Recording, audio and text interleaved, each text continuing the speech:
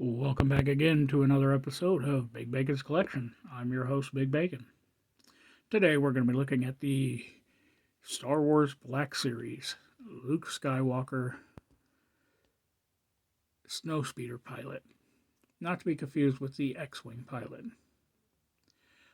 I know it looks similar, but the outfit on this one is a little bit bulkier for the colder weather, and he's got the hood over his head as opposed to just his regular hair. I picked this up from a local DVD video collectible shop here in town. Got a pretty good deal on it. I hear a lot of people bash this because of the hood. I think it fits with the look of the figure or the character from that scene. And yes, this is a very scene-specific character. Anywhere outside of Hoth, this doesn't make sense, but I like it. So, let's start with some accessories. He comes with his flight helmet. Now, as far as the flight helmet goes, I got lucky with mine. A lot of them have really bad lining, like really off center.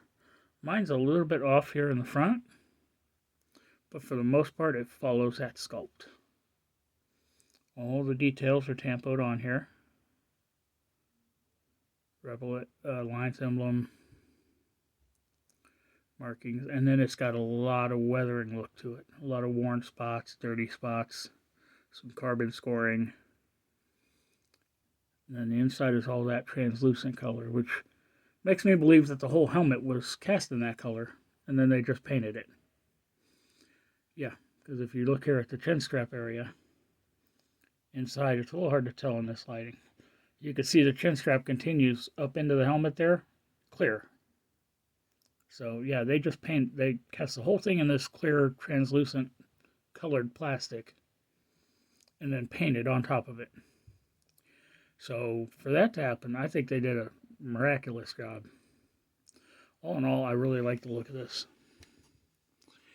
And then his lightsaber, or his father's lightsaber, or his lightsaber at that point. Sculpt on this looks very much like the prop. Even has the hook ring, which we'll get to a little bit later. In the package it does come with a blade, but I've got that in storage and have not been able to dig it out. He won't be using it in the display, so I don't really need it right this second. And then I believe he may have also come with a blaster, but I honestly can't remember at this point. That being said, let's take a look at the figure.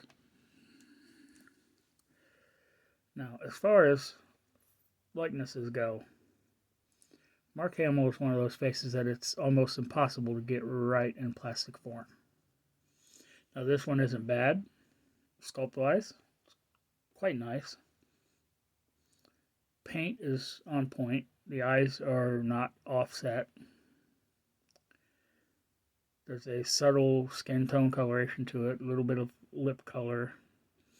I mean, it looks good. The hood, like I said, is molded on there as part of the sculpt. Fits very well. Got this big puffy collar, which does mess with articulation, but we'll deal with that in a little bit later. The flight vest itself, control boxes, paint-wise, everything seems to be on point on there. It's not until you come off and see the strap here that you realize that's where they messed with the paint. It's like instead of coming all the way forward, it like stopped here and kind of wiggled. Puffy orange flight jacket. He's got these gray flight gloves. Hose connecting the breather box to his pants. I don't know if that's screen accurate, but it works. Comm device on the wrist. Still has a hang down strap like the X-Wing pilot. Belt is well painted. Goes all the way around. Sorry, I got interrupted there. Where was I? Oh yes, the belt is painted all the way around. Got this brown color. They even painted some buttons on there, but if you look closely, this one's a little bit off. And then this strap up here, it's like, I don't know if it got scuffed off or just missed, but some orange peeking through there. This is a secondary piece attached with the belt. It actually makes it far more difficult to get them into a seated position, but once again, we'll deal with that later. Hang down straps, orange pants. He's got this ammo wrap around the leg, which makes no sense to me. But it's there, and it looks fairly good. Paint's on point. Everything seems to be painted. And then the standard Hoth cold weather boots. So now that we've looked that over, let's do some articulation real quick. What do you say? So the head is on a dumbbell joint.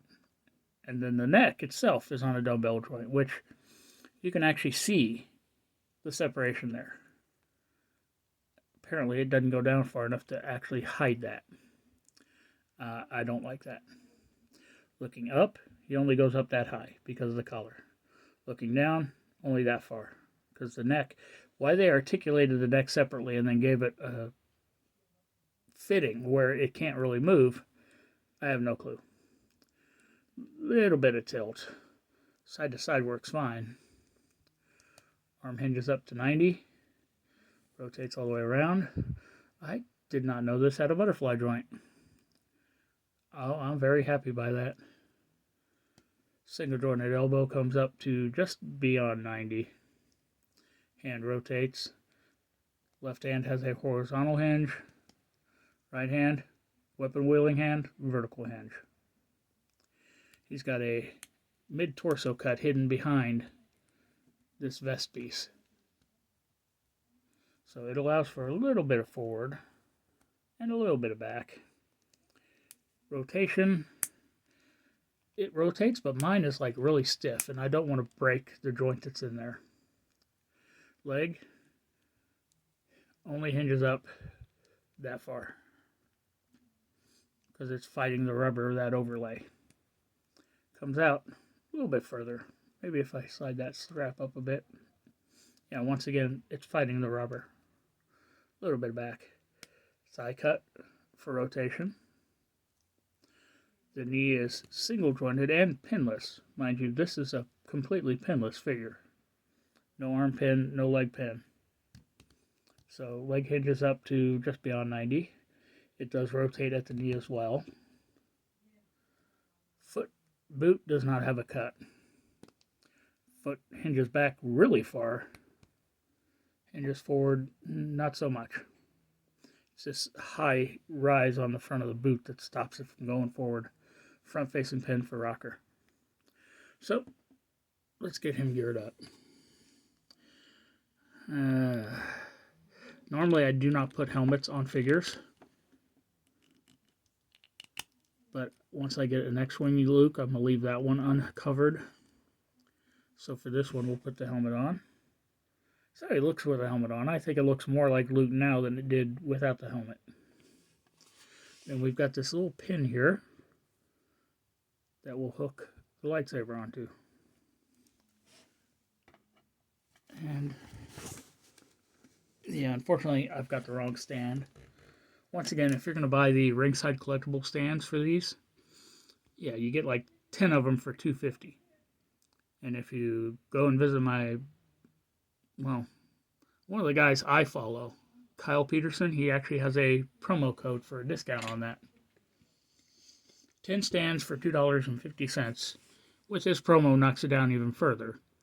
But if you're going to go there, make sure you get the Mattel WWE stands and not the AEW stands. The foot peg is too big on the AEW ones. But to match everybody else up there, I'm going to stand him on a stand. So he matches. Now, standing, he stands pretty well on his own, so I'm not too concerned about him needing a stand.